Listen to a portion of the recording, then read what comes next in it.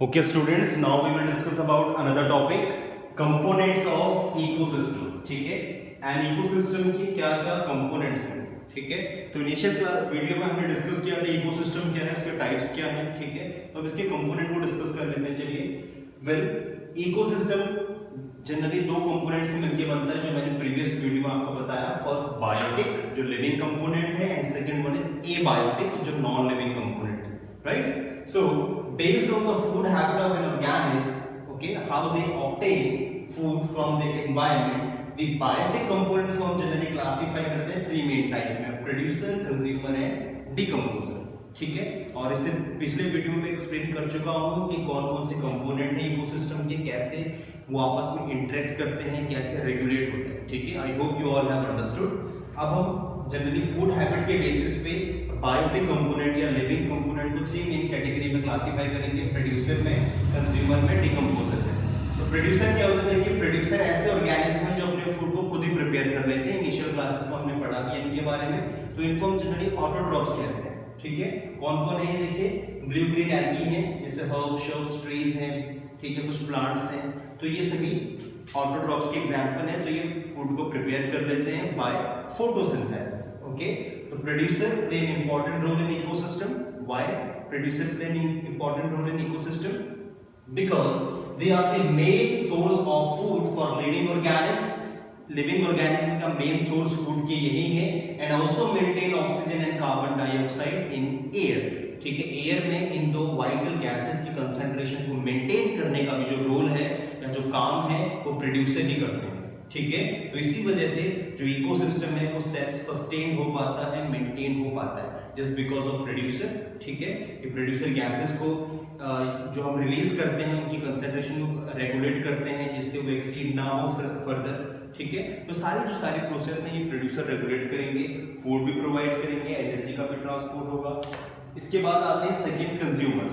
ठीक है, तो कंज्यूमर क्या है? ऐसे ऑर्गेनिज्म जो डिपेंड हो ऑटोट्रॉप्स पे या प्रोड्यूसर पे डायरेक्टली फूड के लिए, नॉरिशमेंट के लिए, तो उन्हें हम कंज्यूमर कहते हैं. ये अपने खाने को खुद नहीं बना पाते, इसलिए ये हेटेरोट्रॉप्स के एग्जाम्पल, इन्हें हेटेरोट्रॉप्स कहते हैं. ठीक है, तो इसीलिए सभी एनिमल्स क्या है? कंज्यूमर है या हेटेरोट्रॉप्स है, इंक्लूडिंग ह्यूमन बीइंग आल्सो. तो इनकी फूड हैबिट अलग अलग होती है, हर एक लिविंग क्रिएचर की फूड हैबिट अलग अलग है.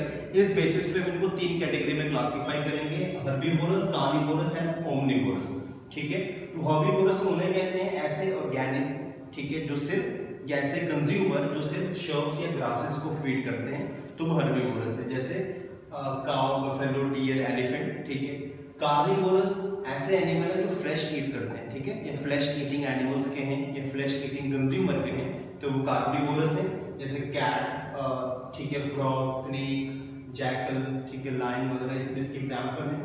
ओमनिवोरस का मतलब है बोथ प्लांट एंड एनिमल, जो प्लांट और एनिमल दोनों को फीड कर सके, कंज्यूम करें, तो वो ओमनिवोरस है. ठीक है, कॉकरोच है, ह्यूमन, डॉग, क्रो, ठीक है, सिर्फ डियर, ये सिर्फ इसके एग्जांपल है.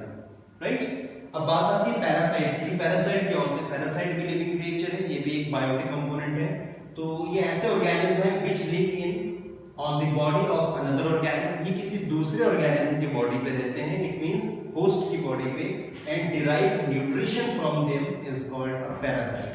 ठीक है, तो पैरासाइट ऐसे लिविंग क्रिएचर हैं, ऐसे कंज्यूमर हैं जो किसी दूसरे ऑर्गेनिज्म की बॉडी पे रहे और उससे न्यूट्रिएंट्स, ठीक है, या फूड को ऑब्टेन करे विदाउट किलिंग इट, बिना उसे मारे. ठीक है, तो उसे हम कहते हैं पैरासाइट. और जो उन्हें फूड प्रोवाइड करेगा वो होस्ट है. ठीक है, होस्ट का काम है पैरासाइट को फूड प्रोवाइड करना. राइट? तो parasite obtain their food from living host without killing it, as I told you, and they belong to different categories of organisms, जैसे बैक्टीरिया हो सकते हैं, फंगी हो सकते हैं, कुछ वर्म्स हो सकते हैं जैसे टैपवर्म है, हुकवर्म है, राउंडवर्म है, और कुछ इंसेक्ट्स हो सकते हैं जैसे लीच है, बग्स है. ठीक है, तो ये सभी इसके एग्जांपल्स हैं पैरासाइट के, जो किसी दूसरे ऑर्गेनिज्म से न्यूट्रिएंट को ऑब्टेन करेंगे लेकिन उसे किल नहीं करेंगे. ठीक है, आगे बढ़ते हैं डिकम्पोजर के बारे में, जो थर्ड मेन पार्ट है बायोटिक कंपोनेंट का.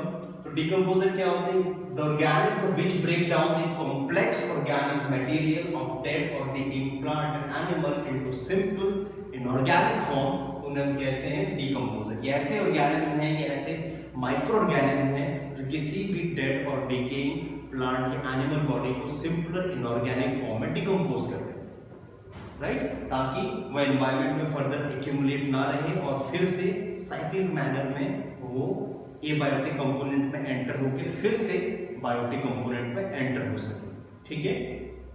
तो इन्हें कॉमनली सैप्रोफाइट भी कहते हैं, एनवायरनमेंट क्लीनर भी कहते हैं। तो माइक्रो ऑर्गेनिज्म जैसे फंगी है, बैक्टीरिया ये इंपॉर्टेंट सैप्रोट्रॉप्स हैं या डिकम्पोजर हैं जो एनवायरनमेंट को क्लीन करने में इंपॉर्टेंट रोल को प्ले करते हैं। अब हम बात करते हैं एबायोटिक कंपोनेंट। ये तो जनरली डिस्कशन था हमारा बायोटिक कंपोनेंट का, जिसमें हमने प्रोड्यूसर को डिस्कस किया, कंज्यूमर को डिस्कस किया, उसके बाद हमने डिकम्पोजर को डिस्कस किया, ठीक है। अब बात कर लेते हैं एबायोटिक कंपोनेंट की कि वो कौन कौन से हैं। तो एबायोटिक कंपोनेंट जो नॉन लिविंग कंपोनेंट है वो जनरली 3 मेन टाइप के हैं। फर्स्ट है क्लाइमेटिक फैक्टर, ये जिसे हम फिजिकल फैक्टर भी कहते हैं, जैसे वाटर है, temperature, humidity, sunlight and wind. This all are climatic factor या फिजिकल फैक्टर, ठीक है, जिनकी प्रेजेंस जनरली इन्फ्लुएंस करती है बायोटिक कंपोनेंट के सर्वाइवल को। दूसरा है ऑर्गेनिक कंपाउंड लाइक कार्ब्स, ठीक है, फैट्स, प्रोटीन, ठीक है, जो प्रेजेंट होते हैं लिविंग ऑर्गेनिज्म की बॉडी में और जो जनरली एबायोटिक कंपोनेंट के एग्जांपल हैं, ठीक है। Third one is inorganic substance जो प्रेजेंट हो इकोसिस्टम में, जैसे कार्बन है, ऑक्सीजन है, नाइट्रोजन, सोडियम, पोटेशियम, कैल्शियम, ठीक है। These substances are water and carbon dioxide, ठीक है।